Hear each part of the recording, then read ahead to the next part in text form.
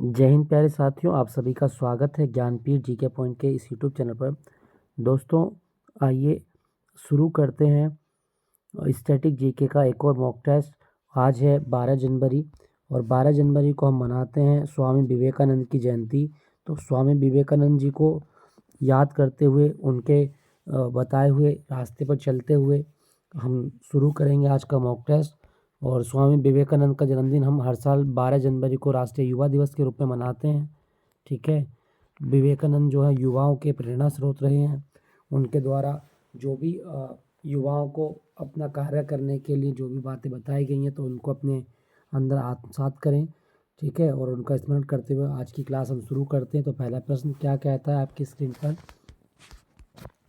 पहला प्रश्न दोस्तों, पहले प्रश्न में कहा गया है भारतीय संविधान का अनुच्छेद 324 किससे संबंधित है। तो हमें बताना है कि अनुच्छेद 324 किससे संबंधित है। आपके ऑप्शन है वित्त आयोग, निर्वाचन आयोग, संघ लोक सेवा आयोग या अनुसूचित जाति आयोग। सही जवाब क्या होगा? अनुच्छेद 324 ये निर्वाचन आयोग से संबंधित है। भारतीय निर्वाचन आयोग की स्थापना संविधान के अनुच्छेद 324 के तहत की गई है। और मैं आपको बता दूं, जो निर्वाचन आयोग है ना, इसकी स्थापना कब की गई थी? तो 25 जनवरी 1950 को भारतीय निर्वाचन आयोग की स्थापना की गई। और भारत में जो निर्वाचन आयोग है ना, इसका जो मुख्य चुनाव आयुक्त होता है उसकी नियुक्ति कौन करता है? तो राष्ट्रपति के द्वारा की जाती है। ठीक है, राष्ट्रपति के द्वारा 6 वर्ष या 65 साल जो भी इसमें हो पहले, उसके आधार पर ये कार्य करते हैं। या तो वो 6 साल तक उसका कार्यकाल होगा या 65 वर्ष की आयु तक अपनी सेवा दे सकता है। तो अनुच्छेद 324 ये चुनाव आयोग से संबंधित है, आप याद रखिएगा। ठीक है दोस्तों यहाँ लिखा गया है वित्त आयोग। वित्त आयोग कौन से आर्टिकल में लिखा गया है? तो अनुच्छेद 280 में वित्त आयोग लिखा जाता है। ठीक है, याद रखना, अनुच्छेद 280 वित्त आयोग से संबंधित है। क्लियर, याद रखेंगे। अगला प्रश्न दोस्तों, यहाँ पे लिखा गया है संविधान। अगर आपसे क्वेश्चन पूछे कि भारतीय संविधान के पृष्ठों पर जो चित्रकारी की गई है वो किसने की है, तो आप याद रखना, भारतीय संविधान पे चित्र बनाने वाले व्यक्ति थे नंदलाल बोस। नंदलाल बोस के द्वारा भारतीय संविधान के पृष्ठों पर चित्रकारी की गई है। और आपसे पूछे कि भारत का संविधान हिंदी भाषा में किसने लिखा, तो आप बताएंगे बसंत कृष्ण वैद्य के द्वारा भारतीय संविधान को हिंदी भाषा में लिखा गया है। ठीक है, बसंत कृष्ण वैद्य, ये भी पूछ सकता है आपके एग्जाम में। और संविधान दिवस कब होता है? तो जब 26 नवंबर को संविधान दिवस होता है। प्रश्न में पूछा गया था अनुच्छेद 324 तो निर्वाचन आयोग से संबंधित है। अगला प्रश्न, उत्तर प्रदेश के किस जिले को पीतल नगरी कहा जाता है? तो दोस्तों, उत्तर प्रदेश के किस जिले को कहते हैं पीतल नगरी? सही होगा आपका ऑप्शन बी, मुरादाबाद को कहा जाता है पीतल नगरी। ठीक है दोस्तों, मुरादाबाद को पीतल नगरी कहा गया है। फिरोजाबाद को क्या बोलते हैं? तो फिरोजाबाद को कांच नगरी या सुहाग नगरी कहा जाता है। कांच नगरी फिरोजाबाद।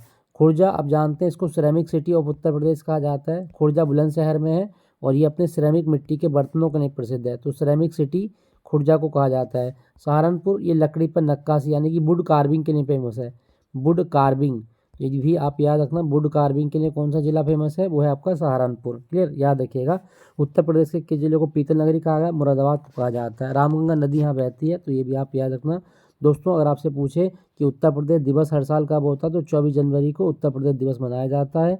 और मैं आपको बता दूं, उत्तर प्रदेश का पहले नाम क्या था? वो था संयुक्त प्रांत।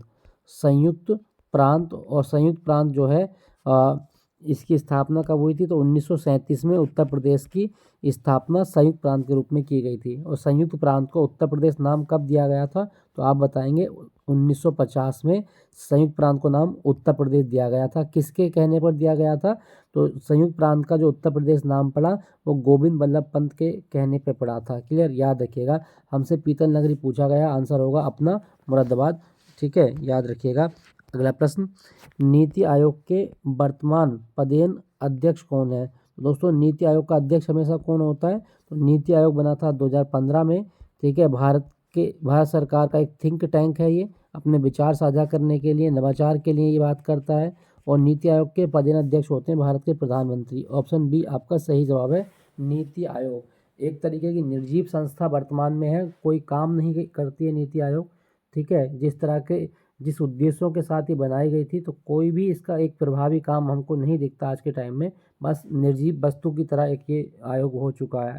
राजनीतिक जो चीज़ें हैं वो इसमें इन्वॉल्व हो गई हैं, और एक राजनीति जो घटिया राजनीति जिसको बोलते हैं वो इसमें चल रही है आजकल, ठीक है। लेकिन क्वेश्चन है तो हम इसको बात करते हैं। नीति आयोग का जो वर्तमान पदेन अध्यक्ष है वो भारत का प्रधानमंत्री होता है, ठीक है दोस्तों, याद रखिएगा। अगले प्रश्न की बात करते हैं। प्रसिद्ध चिनूक हवा, स्थानीय हवाएं किस महाद्वीप में चलती हैं? दोस्तों चिनूक हवा की मैं बात करूं आपसे तो चिनूक हवा जो होती है ना, ये आपकी गर्म और एक शुष्क हवा है, ठीक है। कैसी हवा है? गर्म एवं शुष्क हवा, और ये रॉकी पर्वत की ढलान पर चलती है। तो अगर आपसे पूछे कि चिनूक हवा कहाँ चलती है, तो रॉकी पर्वत के पूर्वी ढलानों पर, रॉकी पर्वत के पूर्वी ढलानों पर चलती है। और ये गर्म और शुष्क हवा होती है जो सर्दियों के दिनों में रॉकी पहाड़ों पर जो बर्फ़ जमी होती है उसको पिघला देती है। और इस हवा को हम क्या बोलते हैं? स्नो ईटर, अर्थात हिमभक्षक हवा भी कहा जाता है। हिम मतलब बर्फ़ और भक्षक मतलब खाने वाली, तो बर्फ़ को पिघला देती है, इसलिए इसको हिमभक्षक हवा भी कहा जाता है। तो हम कहाँ बात कर रहे हैं कि रॉकी पर्वत के ढलानों पर चलती है। और रॉकी पर्वत कहाँ पर है? आपका ऑप्शन बी, उत्तरी अमेरिका महाद्वीप में चलती है चिनूक हवा, ठीक है दोस्तों। याद रखना, आपसे पूछा जा सकता है चिनूक हवा के बारे में, तो ये आप याद रखना, आपसे पूछ लेगा कि चिनूक हवा कहाँ चलती है, तो आप बताएंगे रॉकी पहाड़ों की पूर्वी ढलानों पर उत्तरी अमेरिका में चलती है। और इसको हम क्या बोलते हैं? सिनो ईटर, बर्फ़ खाने वाली हवा इसको कहा जाता है। तो ये भी आप याद रखना, पूछ सकता है। अगला प्रश्न, भारत के किस राज्य में सफ़ेद रेगिस्तान अर्थात कच्छ का रण पाया जाता है? दोस्तों कच्छ का रण अपने सफ़ेद नमक के रेगिस्तान के लिए प्रसिद्ध है।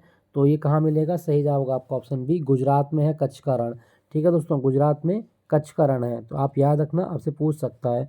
दोस्तों अगर आपसे पूछा जाए कि गुजरात की सबसे ऊँची चोटी का नाम क्या है, वो है गिरनार पर्वत या गिरनार चोटी, ये गुजरात की सबसे ऊँची चोटी का नाम है, ठीक है दोस्तों। ये जूनागढ़ में आती है। गुजरात के 2-3 डांस आपके एग्जाम में बहुत आते हैं। एक तो गरबा बड़ा पूछता है एग्जाम में, गरबा। उसके बाद में डांडिया बहुत पूछता है एग्जाम में, डांडिया। डांडिया के बाद में टिप्पानी बहुत आता है एग्जाम में। तो टिप्पानी डांस कहाँ किया जाता है? गुजरात में। गुजरात में एक डांस और होता है पनिहारी, तो पनिहारी डांस भी आपका गुजरात में होता है। राजस्थान में भी होता है खैर ये। और एक भवई बहुत होता है एग्जाम में, भवई, भवई पूछ लेता है आपके एग्जाम में, तो ये भी गुजरात का डांस है, ठीक है दोस्तों। झकोलिया बहुत आता है एग्जाम में, तो वो सब डांस आप याद रखिएगा। गिरनार पर्वत यहाँ की सबसे ऊंची चोटी है, ठीक है दोस्तों। अगर आपसे पूछा जाए कि गुजरात में मकर संक्रांति के अवसर पर फसल कटाई के मौसम की शुरुआत के रूप में कौन सा त्यौहार होता है? तो ये दुनिया का बहुत प्रसिद्ध त्यौहार है जिसको बोलते हैं उत्तरायण। तो ये क्वेश्चन आप याद रखना, उत्तरायण उत्सव ये कब होता है? तो मकर संक्रांति के दिन ये मनाया जाता है। और ये काइट फेस्टिवल है एक तरीके का, काइट फेस्टिवल, पतंग महोत्सव भी है ये। और इसके बारे में ऐसा कहा जाता है कि ये फसल कटाई के मौसम की शुरुआत मानी जाती है गुजरात में। तो उत्तरायण किस राज्य का त्यौहार है? आप बताएंगे गुजरात का त्यौहार है, ठीक है दोस्तों। दोस्तों गुजरात राज्य कब बना था? तो 1 मई 1960 को गुजरात अस्तित्व में आया था। तो गुजरात का स्थापना दिवस 1 मई को होता है, ये आप याद रखिएगा। सफ़ेद रेगिस्तान हमसे पूछा गया था, आंसर होगा गुजरात में है, ठीक है दोस्तों, याद रखना। दोस्तों यहाँ पे लिखा गया आपका राजस्थान। राजस्थान के 2 डांस आपको बता देता हूँ, एक कालबेलिया और एक दूसरा कठपुतली। तो कठपुतली और कालबेलिया कहाँ के डांस हैं? तो आप याद रखिएगा, जवाब होगा राजस्थान के। एक डांस यहाँ का और याद है, 13 ताली, ये भी बहुत आता है। 13 ताली डांस ये राजस्थान का डांस है, आपसे पूछ सकता है, ठीक है दोस्तों। चलिए अगले प्रश्न की बात करते हैं। दोस्तों यहाँ पे लिखा गया लद्दाख एक ऑप्शन में, तो लद्दाख का डांस मैं बता दूं, सोंडोल। सोंडोल डांस कहाँ का है? तो लद्दाख का। और लद्दाख में एक डांस और होता है जबरो, जबरो डांस, ये भी लद्दाख में है। हरियाणा का डांस है लूर, लूर जरूर याद रखना, लूर डांस हरियाणा में किया जाता है। अगला प्रश्न की हम बात करते हैं, क्वेश्चन संख्या 6, क्या कहा गया? मानव विकास सूचकांक, मानव विकास सूचकांक यानी कि ह्यूमन डेवलपमेंट इंडेक्स निम्नलिखित में से किसके द्वारा जारी किया जाता है? दोस्तों मानव विकास सूचकांक की बात करें तो इसको कौन जारी करता है? सही जवाब होगा आपका ऑप्शन सी, यूएनडीपी, संयुक्त राष्ट्र development program, United Nation development program यानी कि संयुक्त राष्ट्र विकास कार्यक्रम के द्वारा ये जारी किया जाता है। दोस्तों मानव विकास सूचकांक महबूब उल हक पाकिस्तान के एक अर्थशास्त्री हैं और दूसरे भारत के अर्थशास्त्री अमर्त्य सेन, इन दोनों के द्वारा ये दिया गया है। तो महबूब उल हक और अमर्त्य सेन के द्वारा ये दिया गया, ठीक है दोस्तों। और मैं आपको बता दूं ये कब जारी हुआ है? तो 1990 से ये जारी होता है हर साल। Human development index. इसमें क्या बात करते हैं, इसमें हम मानव के जो जीवन प्रत्याशा है, लाइफ एक्सपेक्टेंसी है, जीवन प्रत्याशा, साथ साथ शिक्षा का क्या स्तर है मानव के जीवन में, और उसकी जो आय है वो क्या है। तो इन 3 बिंदुओं पर हम बात करते हैं मानव विकास सूचकांक में। और हम इस आकलन के साथ में इसको देते हैं, अगर किसी देश में लोगों का जीवन जो है वो अच्छा नहीं है, शिक्षा अच्छी नहीं है और उनकी रोजी रोटी यानी कि आय उनकी अच्छी नहीं है, तो वो देश तरक्की नहीं कर सकता। तो मानव विकास सूचकांक के 3 मुख्य आयाम हैं, जीवन प्रत्याशा, शिक्षा का स्तर और राष्ट्रीय आय या प्रति व्यक्ति आय। तो ये जरूर याद रखिएगा, आपसे पूछ सकता है। तो मानव विकास सूचकांक कौन जारी करता है? जवाब होगा यूएनडीपी, संयुक्त राष्ट्र विकास कार्यक्रम के द्वारा जारी किया जाता है। ठीक है दोस्तों, याद रखिएगा। दोस्तों यहाँ पे लिखा गया आपका विश्व बैंक का मुख्यालय कहाँ पर है? तो वाशिंगटन डीसी में है, वाशिंगटन डीसी। और वाशिंगटन जो शहर है वो अमेरिका की राजधानी है, यह भी आप याद रखना। और आपसे पूछे अंतर्राष्ट्रीय मुद्रा कोष का मुख्यालय, तो वो भाई वाशिंगटन में है। और वाशिंगटन शहर कौन सी नदी के किनारे है? तो आप बताएंगे पोटोमैक नदी के किनारे है, अमेरिका में बहती है पोटोमैक नदी, इसके किनारे है आपका विश्व बैंक। ठीक है दोस्तों, याद रखिएगा। दोस्तों विश्व बैंक का अन्य नाम क्या है? तो विश्व बैंक का दूसरा नाम है IBRD। विश्व बैंक को IBRD भी कहा जाता है, international bank for reconstruction and development, IBRD। तो ये भी आप याद रखिएगा। प्रश्न में पूछा गया था HDI कौन जारी करता है? ऑप्शन सी आपका सही जवाब है। अगला प्रश्न, भारतीय राष्ट्रीय कांग्रेस की पहली महिला अध्यक्ष कौन थी? तो दोस्तों भारतीय राष्ट्रीय कांग्रेस की पहली महिला अध्यक्ष थी एनी बेसेंट। ऑप्शन बी आपका सही जवाब है। 1917 के कलकत्ता अधिवेशन में एनी बेसेंट को भारतीय कांग्रेस की अध्यक्ष मतलब नियुक्त किया गया था, और ये भारतीय राष्ट्रीय कांग्रेस की पहली महिला अध्यक्ष थी। ठीक है दोस्तों, एनी बेसेंट। और ये किस देश से भारत में आई थी? तो ये आयरलैंड से आई थी। ठीक है, आयरलैंड से। ये जरूर याद रखना, आपसे पूछ सकता है। सरोजिनी नायडू कांग्रेस की अध्यक्ष कब बनी थी? तो 1925 में बनी थी, कानपुर सेशन में। तो ये आप याद रखिएगा। अगला प्रश्न दोस्तों, अगर आपसे पूछा जाए कि कांग्रेस की स्थापना किसने की थी? तो A.O. ह्यूम के द्वारा भारतीय राष्ट्रीय कांग्रेस की स्थापना की गई थी। और ये कब हुई थी? 1885 में।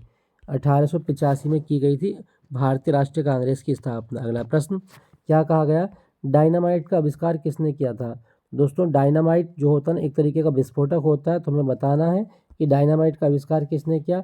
सही जवाब क्या होगा आपका? ऑप्शन ए, एल्फ्रेड नोबेल के द्वारा ये किया गया था। एल्फ्रेड नोबेल वही व्यक्ति हैं जिन्होंने अपने जीवन की सारी कमाई लगा के नोबेल पुरस्कारों की शुरुआत की थी। 1901 में नोबेल पुरस्कार शुरू किए गए, वो एल्फ्रेड नोबेल के नाम पर ही दिए जाते हैं। तो डायनामाइट का जो आविष्कार है वो एल्फ्रेड नोबेल ने किया था, और डायनामाइट एक तरीके का विस्फोटक होता है। क्लियर दोस्तों, याद रखिएगा। अगला प्रश्न, क्या कहा गया है? विश्व का सबसे बड़ा सदाबहार वन, ठीक है, कौन सा है? तो दोस्तों सबसे बड़े जो रेन फॉरेस्ट हैं वो है आपके अमेजन वर्षा वन। ऑप्शन बी आपका सही जवाब है, अमेजन वर्षा वन। और अमेजन वर्षा वनों को धरती का फेफड़ा कहा जाता है। ठीक है, ब्राज़ील में मेनली ये विस्तारित है, तो इनको धरती का फेफड़ा कहा गया, लंग्स ऑफ द अर्थ कहा जाता है अमेजन वर्षा वनों को। ठीक है दोस्तों, आप याद रखना। और ये दुनिया का सबसे बड़ा सदाबहार वन है। क्लियर, याद रखेंगे। अगला प्रश्न, क्या कहा गया है? अजंता की गुफाएं किस राज्य में है? तो दोस्तों हमें बताना अजंता की गुफाएं कहाँ पर है। तो मैं आपको बता दूं दोस्तों, अजंता की गुफाएं औरंगाबाद में है, औरंगाबाद। और औरंगाबाद जो है, ये जो जगह है वो कहाँ पर है? तो आप बताएंगे ये महाराष्ट्र में है। ऑप्शन बी आपका सही जवाब है। अजंता की गुफाएं जो हैं वो महाराष्ट्र में है, और यूनेस्को की सूची में भी शामिल है। ठीक है, 1983 में अजंता की गुफाओं को यूनेस्को की विश्व धरोहर सूची में शामिल किया गया था। ये आप याद रखिएगा दोस्तों। और मैं आपको बता दूं, अजंता गुफाओं में जातक कथाएं लिखी गई हैं। जातक कथाओं पर आधारित जो मतलब कलाएं देखने को मिलती हैं। जातक कथा क्या है? महात्मा बुद्ध के पूर्व जन्मों की कहानी जातक कथाओं में संकलित है। तो ये आप याद रखिएगा। अजंता गुफाएं जो है वो औरंगाबाद में, महाराष्ट्र में। क्लियर, याद रखना, पूछ लेता है आपके एग्जाम में। और जातक कथा जरूर याद रखना। जातक कथा किससे संबंधित है? तो आप बताएंगे महात्मा बुद्ध के पूर्व जन्मों की कहानी जातक कथा में संकलित है। क्लियर दोस्तों, आपसे पूछा जाता है तो आप इसको याद रखना। दोस्तों महाराष्ट्र का नया साल क्या होता है? तो आप याद रखिएगा, महाराष्ट्र का नया साल होता है गुड़ी पड़वा। और मैं आपको बता दूं, महाराष्ट्र में एक त्यौहार होता है पोला। पोला त्योहारों पर क्या होता है कि जो बैल होते हैं ना, बैल हम कृषि में यूज करते हैं, बैलों का उपयोग किया जाता है कृषि करने के लिए, तो इसमें बैलों की पूजा होती है और बैलों को धन्यवाद दिया जाता है। ठीक है, तो ये पोला त्यौहार महाराष्ट्र में फेमस है। महाराष्ट्र का नया साल आप याद रखिएगा, गुड़ी पड़वा। दोस्तों मैं महाराष्ट्र के 3 डांस आपको बता देता हूँ। एक तो लावणी बहुत आता है आपके एग्जाम में, लावणी। एक आपसे तमाशा बहुत पूछता है एग्जाम में। एक आपसे लेजिम बहुत पूछता है एग्जाम में, लेजिम। ये कहाँ का डांस है? तो ये भी महाराष्ट्र का डांस है। कोली बहुत आता है आपके एग्जाम में, कोली डांस, तो ये भी महाराष्ट्र का डांस है। धनगरी गाजा, ये भी बहुत पूछता है आपके एग्जाम में, धनगरी गाजा, तो ये भी आप याद रखिएगा। इसके अतिरिक्त आपको पूछा जा सकता है डिंडी। डिंडी कहाँ का डांस है? तो ये भी महाराष्ट्र का डांस है, तो ये आप याद रखिएगा, आपसे पूछ सकता है। दोस्तों महाराष्ट्र का ना एक ज़िला है बुल्ढाना, बुल्ढाना ज़िला। और बुल्ढाना ज़िले में क्या है? तो आप याद रखना, भारत में एक ऐसी झील है जो उल्का पिंड के गिरने से भी बनी है। तो उल्का पिंड के गिरने से कौन सी झील बनी आप बताएंगे? लोनार झील, जो महाराष्ट्र के बुल्ढाना जिले में है। क्लियर, याद रखना। अजंता की गुफाएं पूछी गई थी, तो महाराष्ट्र इसका सही आंसर है। क्लियर दोस्तों, याद रखिएगा। अगला प्रश्न, भारत में श्वेत क्रांति का जनक किसे माना जाता है? तो दोस्तों भारत में श्वेत क्रांति का जनक कौन है? आपका जवाब होगा डॉक्टर वर्गीज कुरियन। भारत में श्वेत क्रांति जो है वो दुग्ध उत्पादन को बढ़ाने के लिए लाई गई थी और ये सफल क्रांति के रूप में विकसित हुई। तो दुग्ध उत्पादन से संबंधित है श्वेत क्रांति, और इसके जनक कौन है? डॉक्टर वर्गीज कुरियन। दोस्तों अगर आपसे पूछे कि भारत में राष्ट्रीय दुग्ध दिवस कब होता है, तो आप याद रखना, हर साल 26 नवंबर को राष्ट्रीय दुग्ध दिवस मनाया जाता है। लेकिन मैं आपको बता दूं, विश्व दुग्ध दिवस कब होता है? तो 1 जून को। दुनिया में विश्व दुग्ध दिवस 1 जून को होता है और भारत में राष्ट्रीय दुग्ध दिवस 26 नवंबर को होता है। इन दोनों में अंतर क्या है? ये जो 26 नवंबर वाला दिवस है ना, ये केवल और केवल भारत में मनाया जाता है, जबकि 1 जून वाला विश्व दुग्ध दिवस ये पूरी दुनिया में होता है। तो ये आप याद रखिएगा, श्वेत क्रांति दुग्ध उत्पादन से संबंधित है। दोस्तों श्वेत क्रांति जब भारत में आई तो इसका क्या क्या और नाम भी था? जी हाँ, तो आप इसको याद रखना, श्वेत क्रांति को ऑपरेशन फ्लड भी कहा गया है, ऑपरेशन फ्लड। तो ये जरूर याद रखना, आपसे पूछ सकता है। और ऑपरेशन फ्लड के तहत हमने कौन सी संस्थान की स्थापना की? तो अमूल की स्थापना की थी। और अमूल का मुख्यालय कहाँ पर है? आणंद में। ठीक है, गुजरात में है। ठीक है, अमूल एक सहकारी संस्था है जो भारत सरकार के द्वारा स्थापित की गई और भारत में श्वेत क्रांति का एक घटक के रूप में ये जो है वो स्थापित हुआ था, अमूल। हमसे पूछा गया था श्वेत क्रांति का जनक, वो है वर्गीज कुरियन। दोस्तों वर्गीज कुरियन की ना एक ऑडियो आत्मकथा भी है, क्या नाम है उसका? The man who made elephant dance, the man who made elephant dance. तो ये जरूर याद रखना, the man who made elephant dance, ये किसकी ऑडियो आत्मकथा है?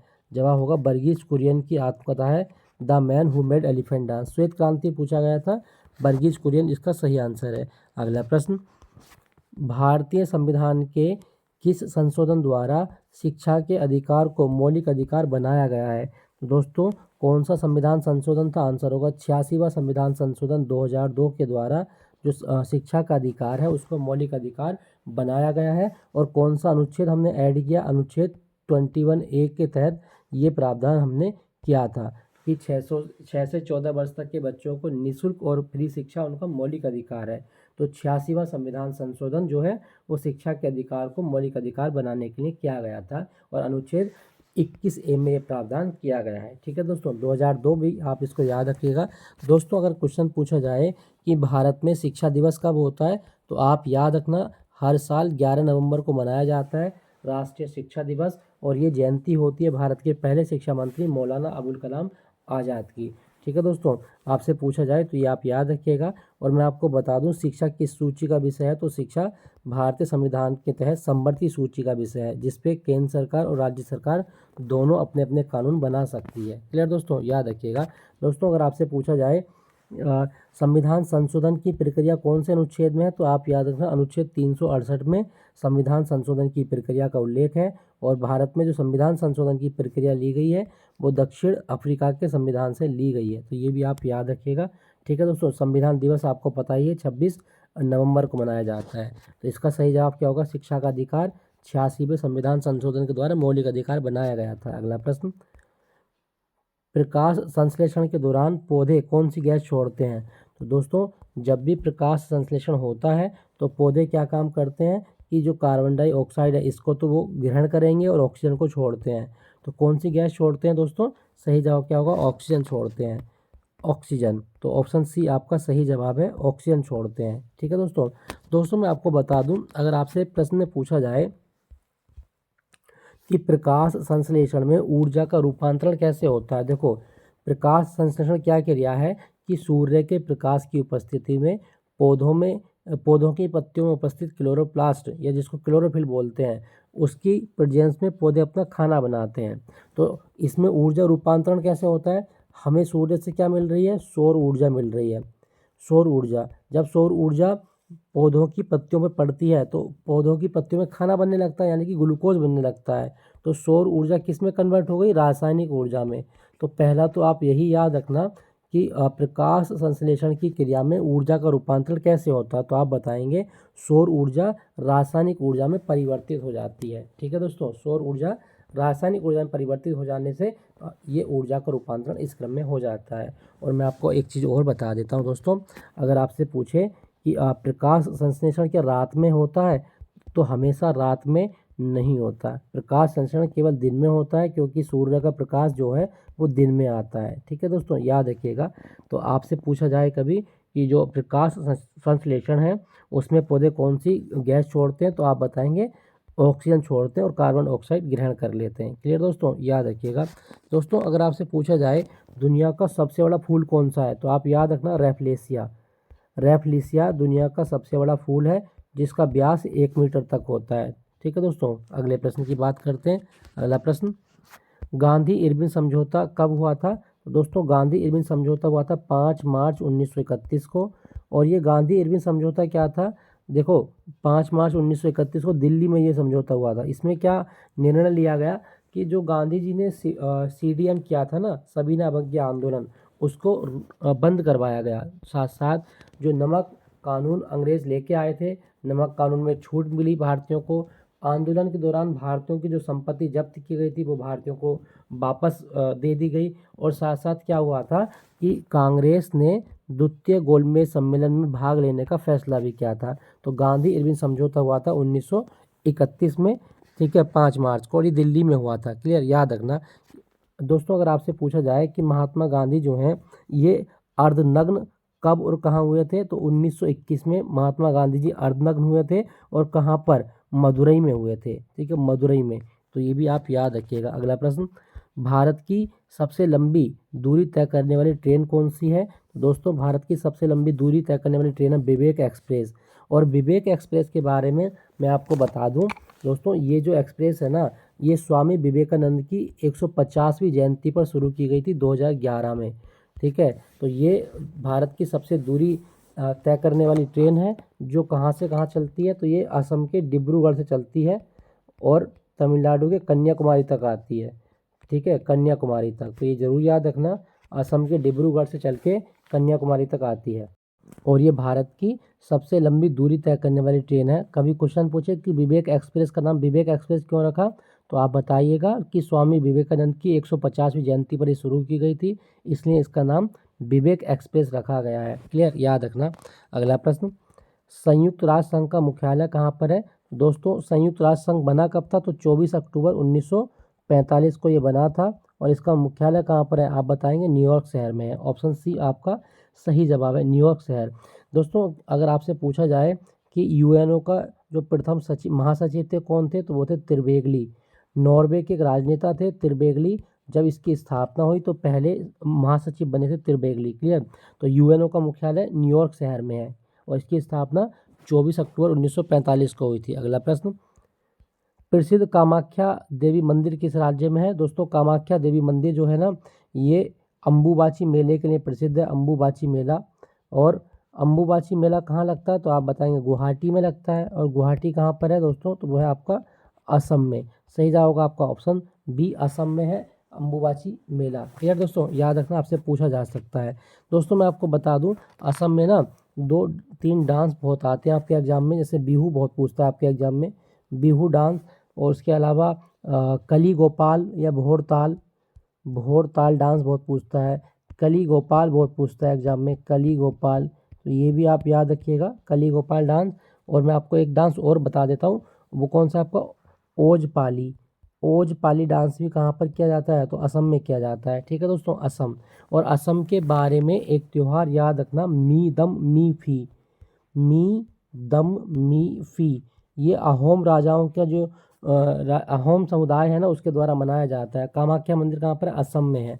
अगला प्रश्न क्या कहा गया है, रिजर्व बैंक ऑफ इंडिया का राष्ट्रीयकरण कब हुआ था। दोस्तों भारतीय रिजर्व बैंक का राष्ट्रीयकरण हुआ 1 जनवरी 1949 को, 1 जनवरी 1949 को, यानी कि ऑप्शन सी आपका सही जवाब है। दोस्तों रिजर्व बैंक की स्थापना कब हुई, तो आप बताएंगे 1 अप्रैल 1935 को इसकी स्थापना हुई, लेकिन इसका जो राष्ट्रीयकरण हुआ था वो 1949 में हुआ था। और रिजर्व बैंक की जब स्थापना हुई तो मुख्यालय कहाँ पर था, कलकत्ता, और अभी के लिए कहाँ मुख्यालय, तो मुंबई में है। ठीक है दोस्तों, याद रखिएगा। और रिजर्व बैंक को भारत में बैंकों का बैंक कहा जाता है। क्लियर दोस्तों। दोस्तों सबसे इंपॉर्टेंट चीज़ मैं आपको बता देता हूँ, रिजर्व बैंक की स्थापना किस यंग, कौन सा आयोग आया था जिसकी सिफारिश पर की गई थी, तो आप याद है हिल्टन यंग आयोग। 2 व्यक्ति हैं ये, ठीक है। हिल्टन यंग आयोग की सिफारिश पर रिजर्व बैंक की स्थापना की गई थी 1935 में, लेकिन राष्ट्रीयकरण कब हुआ, 1949 में। अगला प्रश्न क्या है, शरीर के किस अंग को ब्लड बैंक कहा जाता है। दोस्तों किसको कहा जाता है ब्लड बैंक, तो सही जवाब होगा आपका प्लीहा को कहा जाता है।